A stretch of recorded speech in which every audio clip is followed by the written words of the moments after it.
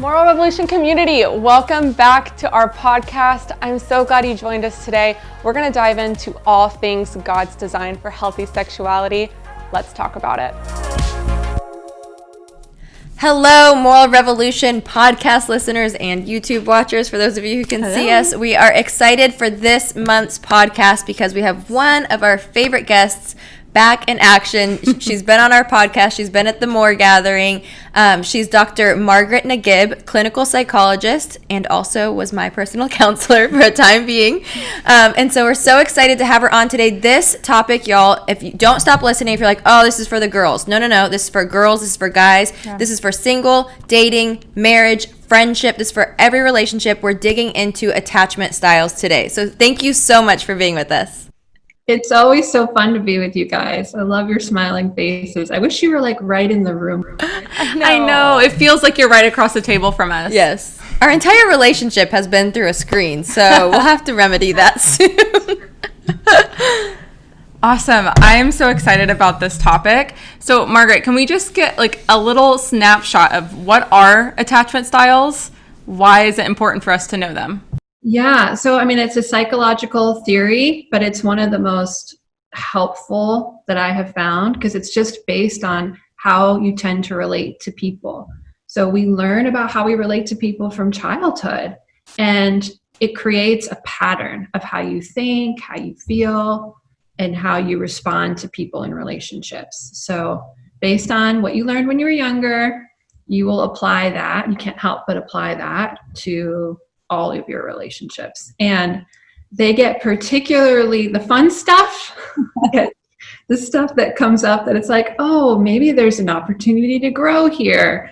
The fun stuff gets particularly heightened when you're in a dating or romantic relationship, but it can happen in any relationship. It's so real. I mean, I remember when I even first found this, I remember reading it and being like, oh my word, I understood myself so much more. And this is so much more than just a personality type or, just like, I am this on Myers-Briggs or whatever that may be. This is like actual psychology based stuff. So I think for me, that helped me so much knowing, wow, your upbringing really does shape you. And for me going into dating, I'm like, man, this is so helpful because it helped me see the lens in which I saw my intimate relationships and how my upbringing might have affected that or helped it, So I'd love to know, what are the different types of attachment styles and how can people find which one they are or relate to the most? Yeah. So, I mean, there's two basic and then there's a couple of sub things, but the two basic is you're either securely attached or insecurely attached. So secure attachment is, all the things that you would think a healthy, it almost seems too good to be true, but it's not too good to be true.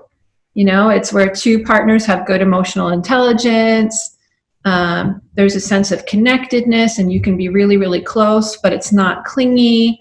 There's a sense that, the other person can be dependent, go on a trip, have their own friends, have their own hobbies, and it doesn't make you feel insecure or nervous or jealous. And they're not perfect by any means, securely attached people, but they're better able to handle conflict and, things that come up. They have the resiliency to fight it out, do well, because they don't question basic closeness. They trust the relationship. Yeah. Wow. Yeah, man. What do you think then, if that is what they're experiencing now in their intimate relationships, how did their upbringing shape that? So like, what were their dynamics in the home that helped them feel secure? Yeah. So they had a parent that was available, that was attuned, that was able to see their emotional responses and respond well in those critical moments when a child needed attention or nurture or was angry. They didn't necessarily collapse. They had good boundaries with the child. So good boundaries are really important, good emotional boundaries, given their age and appropriateness. But parents who help their kids securely attach also have an ability to allow their kids to explore and kind of have their own independence. So the child is able to kind of go off, explore without fear, but then come back and be close. So that seems to be a really critical thing too, kind of that dance where they can be independent but also really connected at the same time. And then boundaries is so huge because you can't really get a sense of yourself without boundaries. So Yeah. This is so intriguing. When I'm listening to you, this is new to me. When I'm listening to you, I'm thinking about how I attach to friends, to my marriage, to my children, to my parents. I'm like, wow, so could somebody have different attachment styles in different relationships? Yeah. So say you have a pretty securely attached home, but then your first dating relationship was really hard and you got rejected. Because that was the first time you bonded in a dating experience, that could set you up to maybe be fearful or anxious. Or, maybe you didn't have such a secure attachment, but you had really good friends, you had a church, and you saw secure attachment outside of it. So in some ways, you're more resilient and able to kind of go into secure. But yeah, every relationship pulls something a little different based on the parent figure, in your life and kind of what the relationship, because you could have different attachment with different parents, right? So yeah, it could be slightly different given the person, and then their attachment style interacts with your attachment style. That sounds fun. I can be really secure, and Dr. Nagib likes to think she's pretty healthy. If you put me with someone, if I start relating to someone who's disorganized, and we can talk more about that style later, all of a sudden I'm like, I feel anxious. And I'm like, why am I so anxious? What's wrong? And then it's a really good time for me to stop and go, oh, that's because this person's relating to me from this push-pull dynamic and I'm totally getting sucked into it. Wow. So it's just helpful. It's helpful framework. And then obviously you can always move towards more of a secure attachment in any relationship. So it gives you kind of markers to get there and to know what that looks like. Definitely. Incredible. I always think the more you can know about yourself, the better equipped you are to heal. So I think that's why this is such a great tool. So, okay, secure, we just covered. What about the next one? What about the other ones? I'm curious. So there's secure and then insecure, and there's 3 types of insecure. So the first one is called anxious attachment. And for anxious attachment, these are the people who really didn't have good emotional boundaries. They didn't have parents maybe that were consistent or attentive to their emotional needs.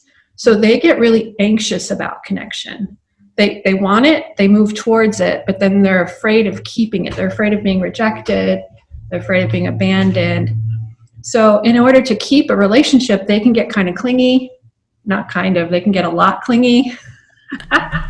That was kind of you. They can get really obsessive, overthinking and wondering, which is so hard to hear because I think in the early stages of relationships, there's a little bit of that, as you're a little anxious about, does the person like me or not? But it tends to be a pattern for them. So they get obsessive.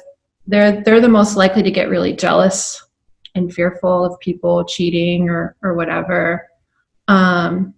So they spend a lot of energy just worrying that the connection is not as close. They always feel like they are more close or connected than the other person is. So that's the anxious one. And then on kind of the other end is avoidant. So they're on the opposite. They actually move away from relationship. These are your friends or family or whoever that they kind of seem aloof. They don't seem to need much. They date kind of like it's no big deal. They might have lots of relationships, lots of breakups. When they break up, they seem fine. They just, it's not really real because we all need connection. It's just that because of their pain and woundedness, they just tend to avoid anything that gets too close. So this could be the relationship where it started off hot and heavy and really good and you thought this is it. And then all of a sudden, the minute it kind of gets a little closer, they're out of there. Because they just can't handle closeness. So they can be really dismissive. You can feel dismissive because they're just so aloof about breakups. And then the last one is a combination of anxious and avoidant. So we call it fearful avoidant, or we call it disorganized because it's disorganized. Sometimes they look more fearful. Sometimes they look more avoidant. sometimes I have had friends like this where no matter how hard you try, it's kind of like being on a roller coaster in the friendship with them, because it's constantly shifting and changing. And so it can be a little exhausting.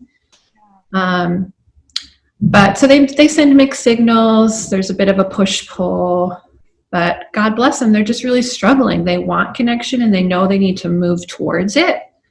But then they're also afraid of getting too close, getting rejected, getting abandoned. So you feel that push-pull with them. So those are the three major insecurities. Ones. So then even within that, because even when as you're saying, like, I think the anxious and avoidant, or I don't remember which one it was, but I'm sitting here like, oh my gosh, I feel personally called out. I think it's so real. When I read through that one, I was like, oh my word. Yeah, that's definitely the dynamic that I find myself in when it comes to relationships sometimes. So what would you say was the household like for them? Like, how did they get to a point where they learned that certain dynamic in their intimate relationships? Like, what did their households look like growing up? Well, there's that famous saying, tell me how you were loved and I can show you how you love. Wow. Right? So it's often something that we experienced. So someone who is really anxious, there wasn't a consistency, so sometimes their parents were, and who knows, maybe the parents were going through a divorce, there was stress in the home, so they weren't fully mentally available. They meant well, but they just weren't available. And there's these key critical moments in your life when you need that parent to be there in that moment. And research says, no parent is there 100% of the time, but if they can be there 70% of the time in those critical moments, you're good. Wow.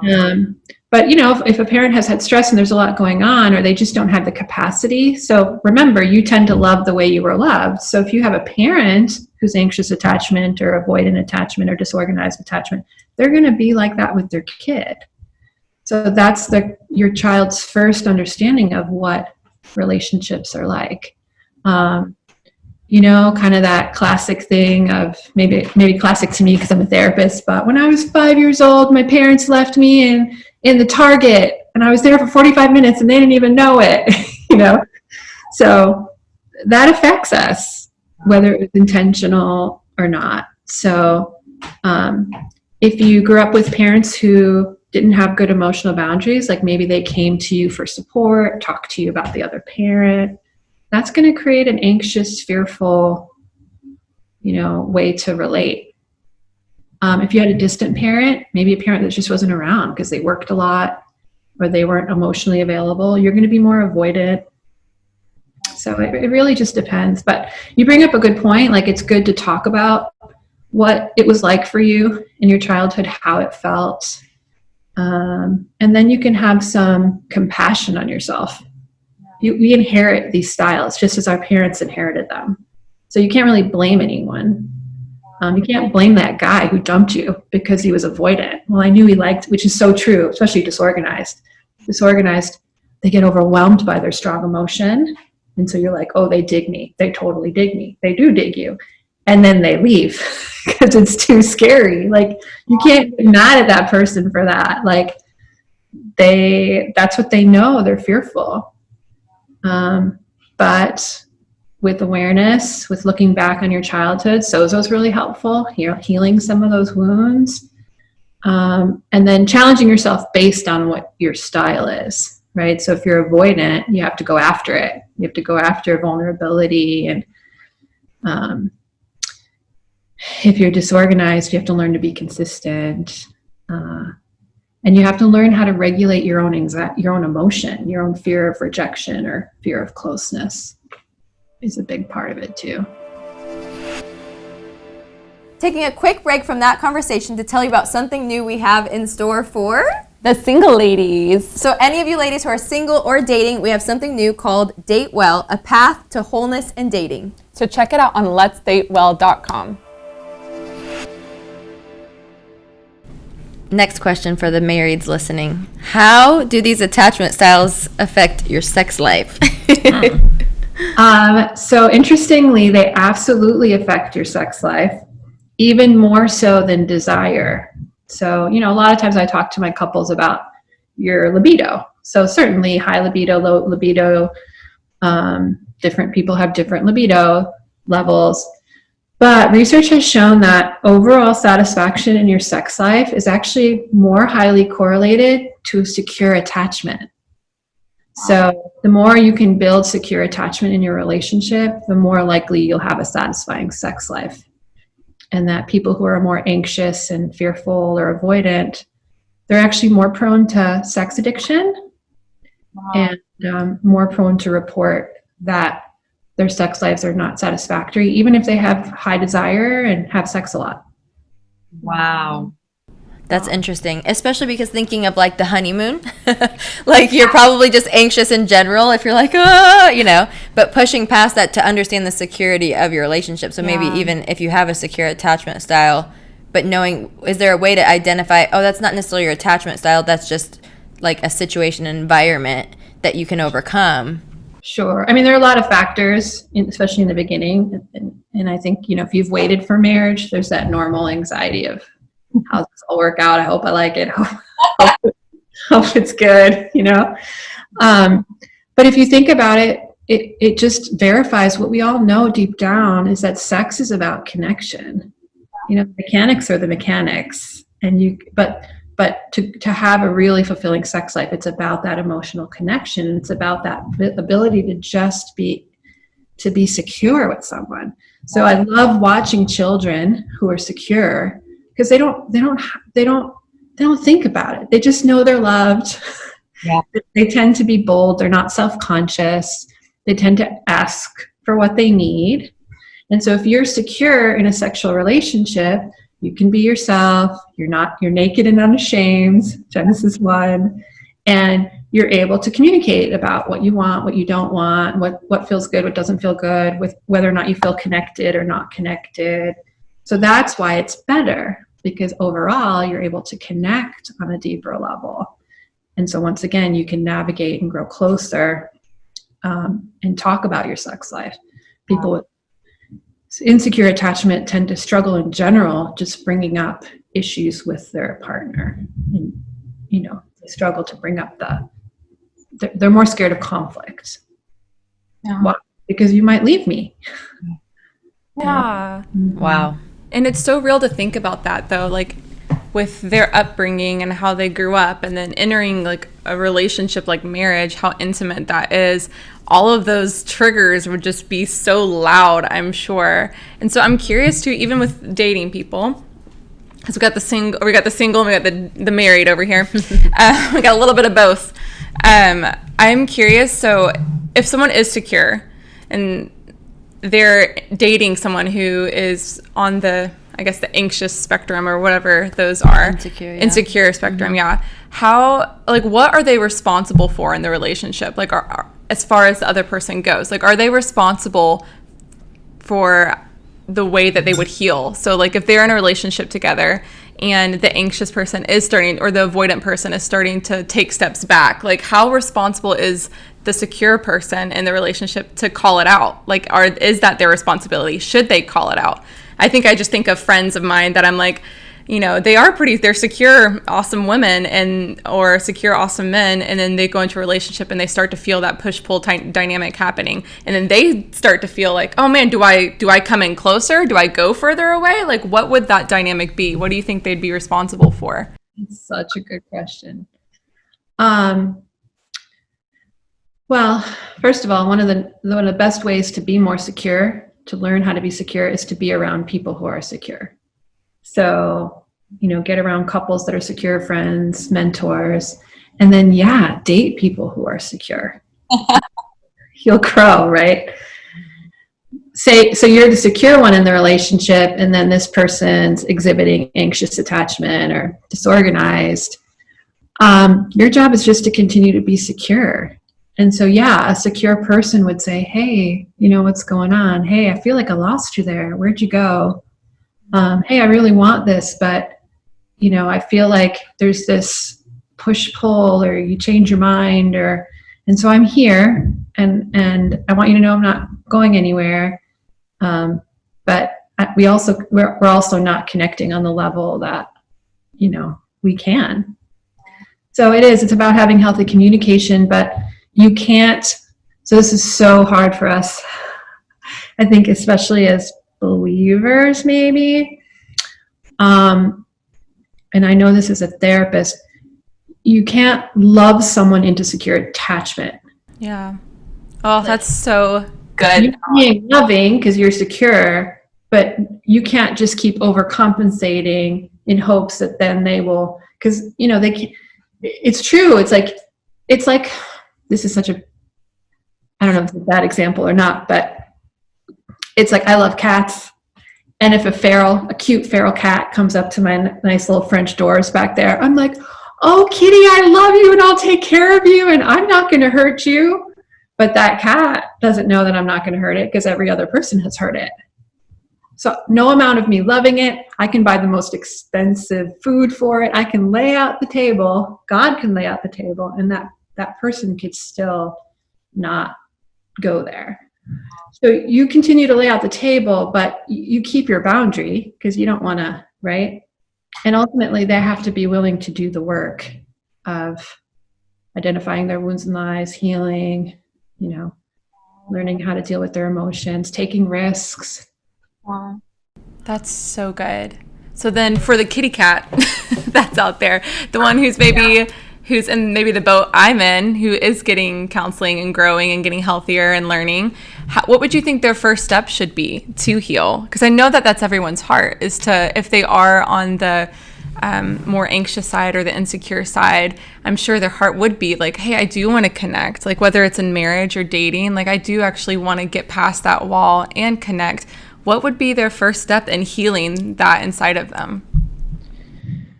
Yeah, I mean,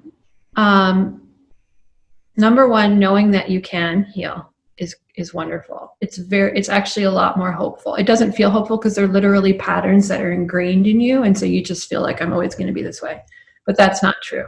Yeah. Educating yourself on attachment styles, like even for you, you know, when you were educating yourself to do this interview, how it's like eye-opening. You're like, oh, okay. It's helpful. Yeah. And then the next step is, you have to deal with the thoughts that are created by your style. So like an anxious person is like, they're going to leave me, even if the person isn't. So you have to get really aware of those thoughts and begin to challenge those thoughts. Wow. And then I do think Sozo is a wonderful way to kind of deal with a lot in a short amount of time and allow God to speak into it, because we attach with God the same way we attach with each other. So when people struggle to see God a certain way, it's because of the same thing. It's their attachment style gets put onto God. Wow. So Sozo's great because you're healing your attachment with God and you're healing your attachment with others. And then I really do think, especially if you have more disorganized, or, I mean, if it's a pretty strong pattern and you're like, wow, okay, I'm 25, I'm 30 now, and I can look back and like, bam, it's like clockwork, then therapy is so helpful. Because you can learn to attach to your therapist. Yeah. You know, it's like, okay, they're not going anywhere. They're not demanding anything of me, or someone like that, a pastor, a counselor. So I do think that's super helpful. I'm always going to recommend counseling. Yes, so us are too. we.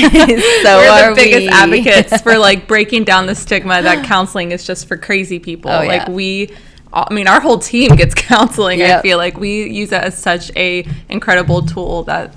Oh yeah. One of my friends just texted me while we were at lunch, and she said, I did it. And I'm like, I think I know what she's saying. She's like, I emailed the counselor. I'm like, yes. So yeah, it's so critical because it's just saying I don't know everything. And now that I hear this or I read this, I'm like, wow, I've got some stuff to address, and it's a guide of somebody who does know these things to guide you through and grow you to overcoming some of this stuff. And I love what you said is just your point number one was knowing that you can change. That hope is so important. And then especially like as a parent, I naturally am just thinking, I better be able to change because I don't want my kids to inherit this from me. So I need to learn so that I'm raising them to be and have secure attachments. And hearing you talk about being around more secure people, I'm like, my husband's probably one of the most secure people I've ever met. And so obviously doing life with him for over 15 years now, I'm like, I can see like how I've changed because I'm like, Wow. oh, he is so secure. And he came from a home that was all about remember who you are, know who you are. You know, there was no fear and all of that. So it's so powerful to see. And I'm learning all of this as you listeners are probably learning it too. And it's amazing. And I'm sure you're having those aha moments too. And if your aha moments aren't as positive, if you're like, oh crap, now what? Then yes, please listen to Margaret. Get a Sozo. We'll put the links to Sozo and therapy with Dr. Margaret or the Transformation Center. We'll put those in the show notes so that you don't feel like, now what? Well, where do I find these people that know how to do this? Yeah. So we'll make sure to link that so you don't feel lost. Yeah.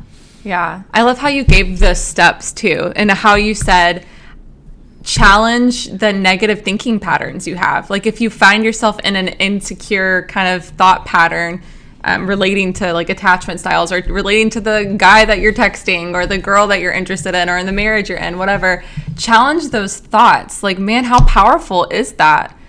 I mean, they're patterns. So once you know your pattern and you know, if you have a hiccup, which we all do, you know, I still revert to my attachment style now and then, but now I know it and I'm like, ooh, I'm doing that thing again. You know, doing that thing again. Okay. And it's a nice alert now. I don't shame myself. It's like, oh, okay, what's going on that's creating that? And dealing with it and ultimately Father God. Yes, he's good. You know, reconnecting to my perfect attachment figure, you know, no matter, because we all face rejection at times, right?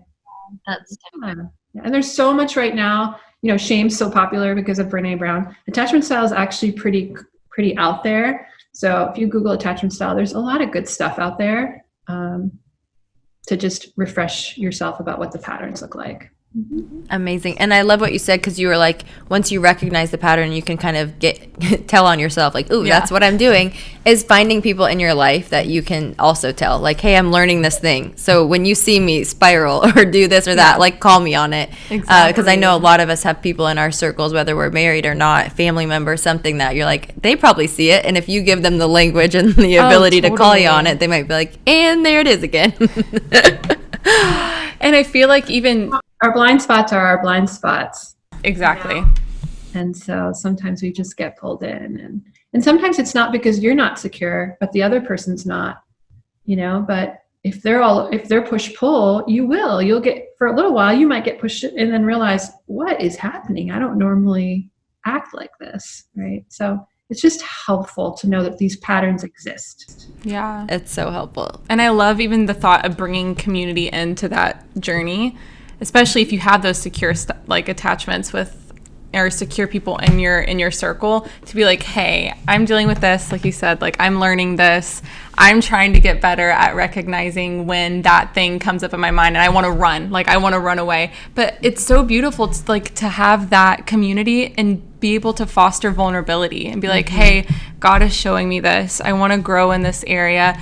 I'm going to be honest right now, I feel really anxious and I really want to run. Like, think about how beautiful that is to the person who is in your life that wants to connect with you and you're able to be honest and vulnerable, man, and let someone kind of show you that, you know, you can trust people. There might have been situations in your background or in your past, whether that was your upbringing or close relationships when you were younger, that might have like felt like they scarred you. But the things that you're saying, Margaret, are so true, that God is so good in redeeming that story and then giving you the tools, like understanding your attachment styles to help you walk it out. Yeah. So learning what it is and then learning to let other people fill up that hole, let God fill up that hole, and then you can fill up that hole. You can make up for what you didn't get when you were younger. Wow. You can. That's so good. Not perfect. It's not ideal. It's not the way we want it to be, but you can. Like Kate, your example of, you know, your husband and having that secure attachment and how it continues to heal you is beautiful. Totally, because I was a major avoidant. Conflict. I would run from conflict. I used to mumble things really fast when I had to say hard things to him. I'd be like, and then run. He's like, I don't know what you said. I'm like, okay, it's okay. I feel fine because I said it. Recovering avoidant over here. Oh my gosh, that's hilarious. Oh my I bet gosh. so many people listening were like, yep, I get that. Yeah. I mean, come on. Own it right now. Whoever you are, wherever you are, just own it. Yeah. Yep, and you can change. Like I like hearing the description. I'm like, wow, I've come a long way. Yeah, the jealousy, like all of that's gone. Like the fear of rejection. I'm like, I feel so secure. Probably sometimes I'm like, you have to identify in friendships when you're like, oh, maybe I'm like scaring them because I'm so secure. Like you have more empathy, like you said. Like you can't just change them. You can't be like, why are they like that? You're like, it gives you more empathy. You're like, oh, Compassion, okay, yeah. yes. So true. Thank you so much for being with us. This is such a truth bomb. Everybody's probably like, I want more. So dig in, do the search, click the links below, connect with Margaret. She is our favorite expert. Oh my gosh. I feel like we would pull you in on everything. I know. We would. All right, guys. Thank you so much. All right. We'll talk to you later. All right. See ya. Thank you guys for listening. If you want to learn more and check out all of our awesome content, be sure to head to our website at moralrevolution.com and our socials, Instagram, Facebook, all of them. But before you leave, don't forget to like, review, subscribe, all of the things. We want you guys to come back and join us. We enjoyed having you. See you next time.